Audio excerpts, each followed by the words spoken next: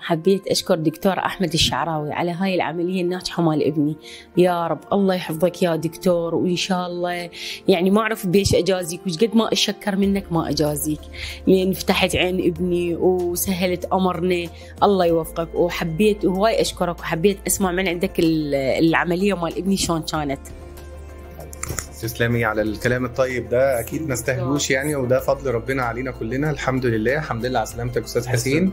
هو استاذ حسين كان عنده محتاج عمليه زرع قرنيه سطحيه، وبصراحه هي كانت من الحالات الصعبه جدا، لان كان في ثقب في القرنيه، وهو ما شاء الله عليه كان متفهم. شرحت له حالته وقلت له هنعمل 1 2 3، وحتى جوه اوضه العمليات قعدت اناقش معاه ايه رايك نعمل كذا وكذا، واخدنا وقت حتى بعد العمليه وحققنا هوا وزودنا هوا. وما شاء الله دلوقتي احنا تقريبا بعد شهرين من العمليه، ولا شهرين ونص من العمليه. ما شاء الله النظر تقريبا 6-9.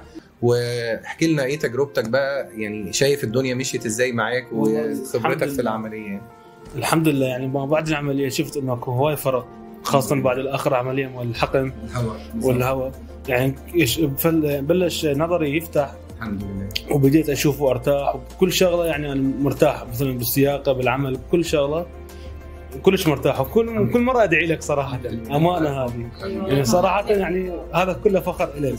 اشكرك دكتور. يعني الله جابنا عليه، رب العالمين جابنا عليه، يعني رب العالمين جابنا يعني على احسن طبيب. واني امشي واقول احسن طبيب احمد الشعراوي. تسلمي. ولا مبالغه ولا مجامله. تسلمي، ربنا يبارك لك فيه. فدوه دكتور. الله يوفقك، وان شاء الله على ايديك اعلى الايدين. تسلمي. تسلمي يا حبيبتي.